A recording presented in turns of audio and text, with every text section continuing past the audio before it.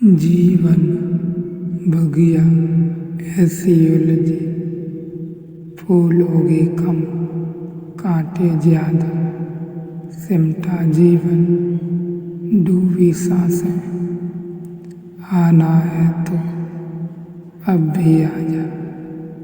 भी कुछ भीतरी संगीतियाँ समझती जो हमारी बुद्धि में अब तक प्रवेश नहीं कर पाई।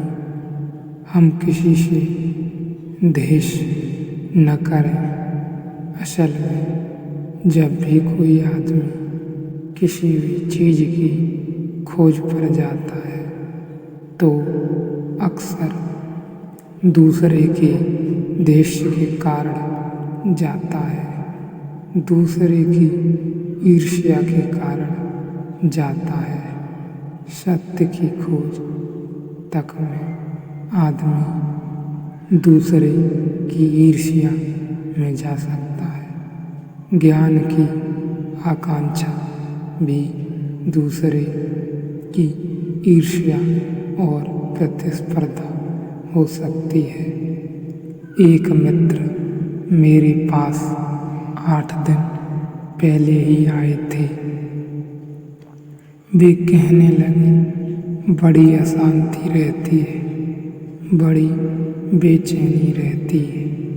यह परमात्मा को कैसे पाया जाए?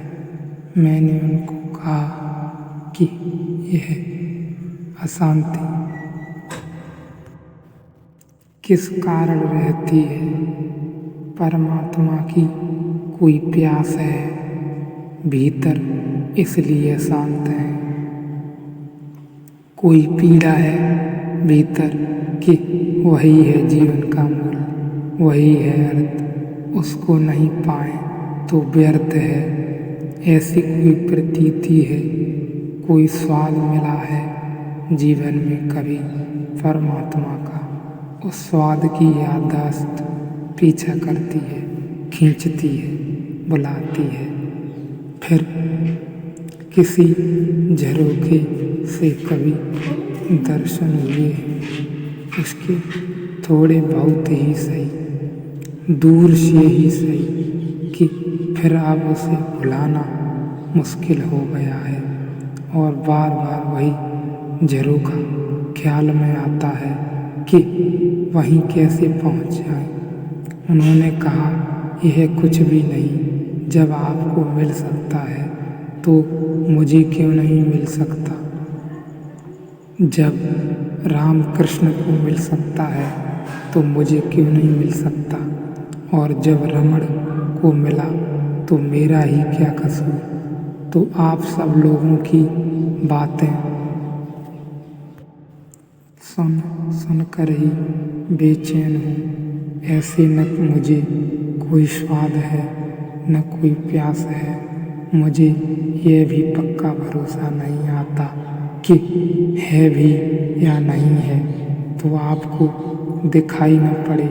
लेकिन ऋषि ठीक प्रार्थना कर रहा है। वह कह रहा है, हम किसी से द्वेष न करें। हम इस कारण तेरी खोज में न जाएं कि कोई और लोग भी तेरी खोज कर लिए तो हम कैसे पीछे रह सकते हैं। हम सब एक दूसरे से प्रतिस्पर्धा में लगे हैं, मकान और फर्नीचर की ही नहीं, परमात्मा की भी। अगर मनुष्य जाति के इतिहास से 100 नाम अलग कर दिए जाएं तो हम ईश्वर का ख्याल ही शायद भूल जाएं। वे 100 लोग हम में बड़ी ईर्ष्या जगाते हैं। एक बुद्ध पैदा हो जाता है और हमारे प्राण संकट में पड़ जाते हैं कि अगर इसे आदमी को मिल गया तो मैं कैसे पीछे रह सकता हूँ। तो हम पहले तो सब उपाय करते हैं कि इसको मिला नहीं, वह हमारी तरकीब है। पहले तो हम सब उपाय करते हैं कि मिला नहीं। एक दिन मैंने देखा, यह आदमी बिल्कुल गुस्से से देख रहा था कि यह बहुत बढ़िया सुस्वाद भोजन कर रहा था। एक दिन मैंने देखा कि इस आदमी में भी अहंकार मालूम पड़ता है। पहले तो हम समझाने की अपने को कोशिश करते हैं कि इसको मिला नहीं, ताकि यह देश की झंझट से हम बचें, ताकि यह प्रतिस्पर्धा हमें पैदा न हो। लेकिन यह बुद्ध जैसे लोग मानते ही नहीं, वे हमारी फिक्र नहीं करते, वे अपने ढंग से जिए ही चले जाते हैं। फिर धीरे धीरे हमको बेचैनी होने लगती है कि मालूम होता है कि इसको मिल ही गया, हम सब उपाय कर लिए, इसको कोई फिक्र नहीं होती, लगता है इसको कुछ मिल ही गया। हम पत्थर मारकर जांच कर लेते हैं, जहर पिलाकर जांच कर लेते हैं, सूली लगाकर जांच कर लेते हैं, हम सब कर लेते हैं। फिर हमें शक बढ़ने लगता है। फिर एक दिन हमें लगता है कि नहीं, इसको मिल गया। तब तत्काल हमारी दौड़ शुरू होती है कि अब हमें कैसे मिल जाए। सत्य की खोज में भी लोग देश से जाते हैं, यह सोचकर कठिनाई मालूम होगी, लेकिन यही सच है। वहाँ भी ईर्ष्या है। हम दूसरे को धनी देख ही नहीं सकते, दूसरे को ज्ञानी भी नहीं देख सकते, हम दूसरा कुछ पाले यह देख ही नहीं सकते। तो ऋषि कहता है, हम किसी से द्वेष न करें। इस यात्रा में, इस प्रार्थना में, इसे पाने में यह संगत नहीं, बहुत संगत है। क्योंकि जो देश से जा रहा है परमात्मा की तरफ, वह देश से और कहीं भी पहुंच जाए, परमात्मा तक नहीं पहुंच पाएगा। देश से धन तक पहुंचा जा सकता है, कोई कठिनाई नहीं। सच तो यह है कि बिना देश के धन तक पहुंचा ही नहीं जा सकता।